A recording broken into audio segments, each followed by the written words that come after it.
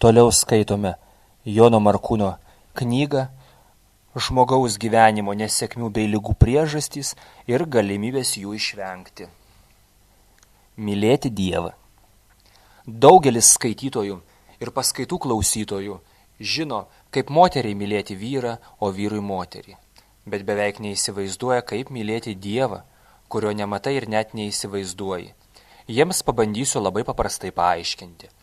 Sakykime, turime gerbiamą žmogų, kuriam galime atsiverti ir įsipasakoti ir kuris bet kokiu atveju pasiruošęs mums padėti. Patarimų materialiai, palaikyti dvasiškai, užjausti, o prireikus net paguosti. Jis visuomet supras ir niekuomet nepasijuoks. Nepasityčios iš nesėkmės net humoro gaidelė ir juolab nepaskleis apie jūs jokių gandų. Iš pagarbos jam jūs negalite jo nei išduoti, nei iškeisti, nepagarbiai su juo pasielgti, meluoti ar šiaip ką nors skaudinančio jam padaryti. Nes jūs jį mylite pagarbę meilę ir žinote, kad daugiau niekur nesurasite tokios paramos, kai bus sunku. Taigi Dievą reikia mylėti dar stipresnę, pagarbę meilę, kad galėtum jo pagalbos dėka priartėti prie jo ir gyventi jo palaimoje, kad jokios tamsiojo pasaulio pinklės negalėtų jūsų sugundyti, o vėliau ir pasiglemžti ne tik jūsų, bet ir palikuonių likimų. Savęs nemylintis žmogus negali mylėti savo artimo ir net paties kūrėjo. Yra žmonių besistengiančių pamilti Dievą ir netgi tvirtinančių, jog myli jį, tačiau mano matavimai dažnai rodo, kad tai tik trokštama, o ne tikroji meilė. Yra žmonių puikiai išmanančių šventąjį raštą ir net mylinčių jį, bet ne Dievą. Tokie žmonės daug ko negali suprasti iš esmės, todėl ir toliau gyvena nuodėmingai, taip kartais atsitinka ir su dvasininkais. Jie ir savyje, ir kitose žmonėse mato vien tik blogą. Kai kurie nekenčia savo nuodėmingo kūno, nesveiko organo ir kaltina juos dėl visų savo bėdų. Jie dėja nesuvokia, kad Dievas davė žmogui viską, kas reikalinga ir nieko nereikalingo.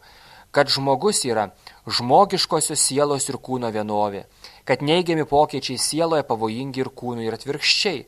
Stiprus ilgalaikis fizinis skausmas sukelia tokį sielos skausmą, kad žmogus nenori gyventi ir kartais net žudosi. Meilė Dievui ateina per meilę savo ir meilę artimui. Žmogus pirmiausia turi mylėti visą, kas gera dieviška savyje, artimuosiuose, Dievo sukurtame aplinkinėme pasaulyje. Visą savyje tūnantį blogį, mintis, jausmus, neigiamus santykius, agresiją, puikybę reikia palengvai išstumti iš savo gyvenimo ir tapti žmogumi kaupiančiu savyje ir skleidžiančiu aplink save meilę, šviesą, gėrį, dievišką išmintį ir už tai mylinčių save ir aplinkinį pasaulį. Per meilę Dievo kūriniui ateina meilė ir pačiam Dievui. Žmogus, kuris tvirtina mylys Dievą, bet iš tikro neapkenčiantis kitų ir savęs, geriausiu atveju atrodo kaip nesąmoningas melagis. Priekaištai ir neapykanta meilę gali tik atstumti. Dažnai tėvai sunaikina meilę Dievui savo vaikuose išsigąstami nėštumu.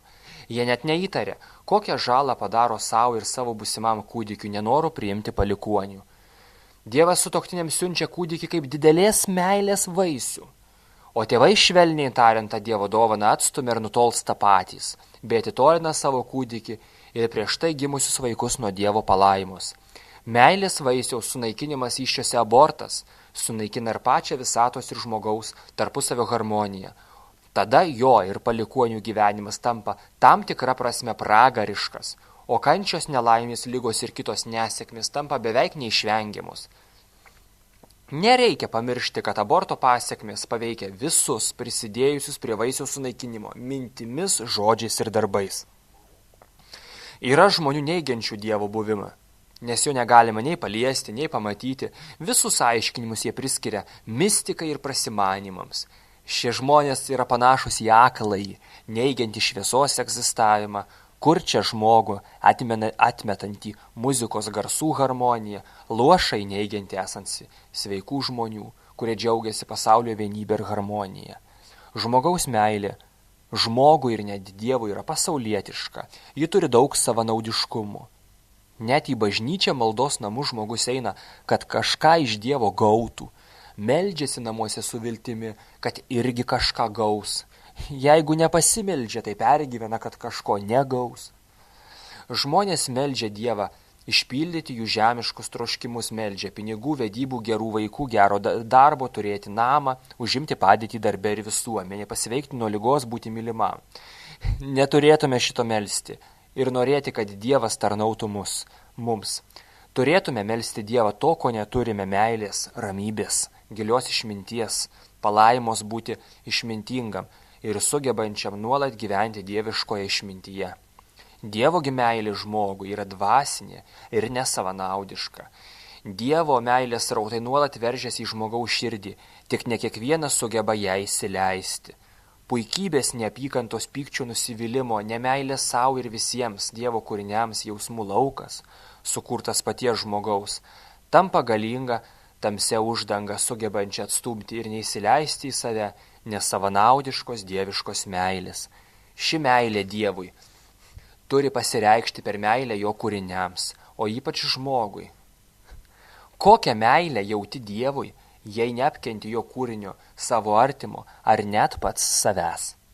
Supratus neteisingus savo jausmus ar neteisingas mintis, reikia dėkoti Dievui už suteiktą išmintį ir tų klaidų nebekartoti, tačiau savęs dėl to nesmerkti. Neapykanta savo tolina ne tik nuo žmogaus, bet ir nuo Dievo. Dievo meilė liejasi kiekvienam, jei žmogus į Dievo meilę atsako tuo pačiu iš tyros sielos gelmių, iš tyros širdies gelmių, Dievo ir jo meilė susilieja. Ir žmogaus sielvartas pagydomas. Kai nėra atsako, negalima ir išgyti. Būna, kad žmogus nemyli kitų žmonių ir pats savęs, o nori, kad kiti jį mylėtų ir gerbtų. Jis sako, kad užtenka, jeigu jis galvojas mylys Dievą. Tas, kuris mano mylys Dievą, o nemyli Dievo kūrinių, klysta sakydamas: aš myliu Dievą.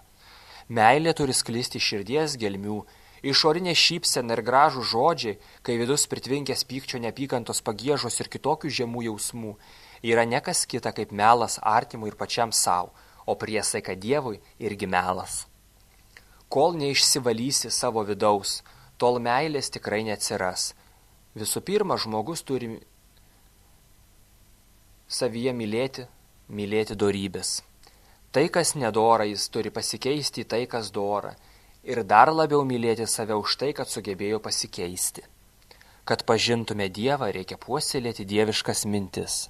Žmonės švenčia Jėzaus Kristaus gimtadienį, tačiau jo mokymo nesilaiko. Švęsti gimtadienį joks žygdarbis, maža to turime pasiryžti, jo mokymą ir idealus paversti darbais, įgyvendinti juos. Mes esame linkę teisti, moralizuoti.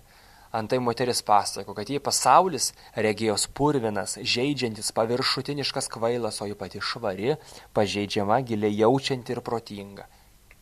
Išminties šviesoje, praregėjusi, pamatė, kad tas purvas yra ne pasaulyje, o jos viduje.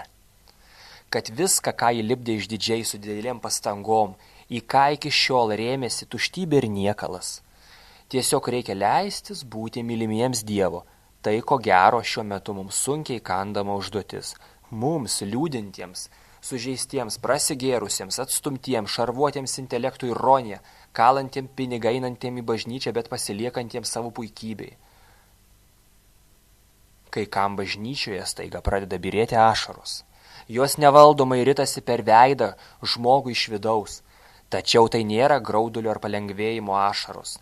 Tai Dievo ilgesio ašaros, kuomet žmogus pajunta Dievo artumą, stiprėjant jo palaimai viduje. Taip kartais atsitinka, kai jau būni praradęs viltį ir staiga sulaukia artimo žmogaus, sugrįžusio iš karo ar išvengusio jam grėsusio didelio pavojaus. Dažnai žmonės prisimena Dievą ir pradeda melstis bei atgailauti, kai sunkiai suserga arba kai nelaimių sūkurius įkrenta patys, jų vaikai ar artimieji.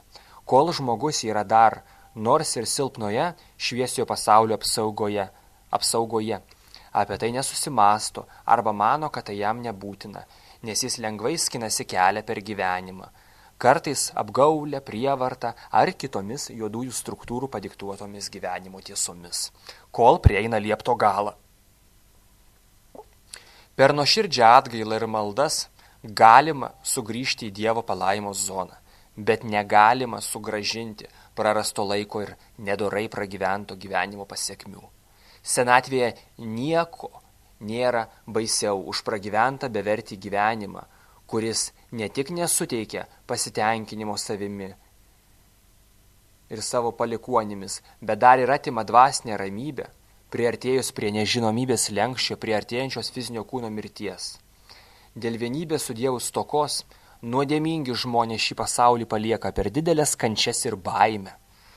Daugiausiai tai susijęs su žmonėmis susiimančiais juodąją magiją. Tamsusis pasaulis trikdo jų sielos išėjimą iš kūno, kol juodasis magas neperduoda savo žinių tinkamam įpėdiniui. Žmonės esantys Dievo malonėje, fizinio kūno mirtį sutinka dvasiškai ramus, be didesnių fizinių ir dvasinių kančių. O po mirties nedarko savo vaikų ir palikuonių likimo, gyvenimo bei sveikatos.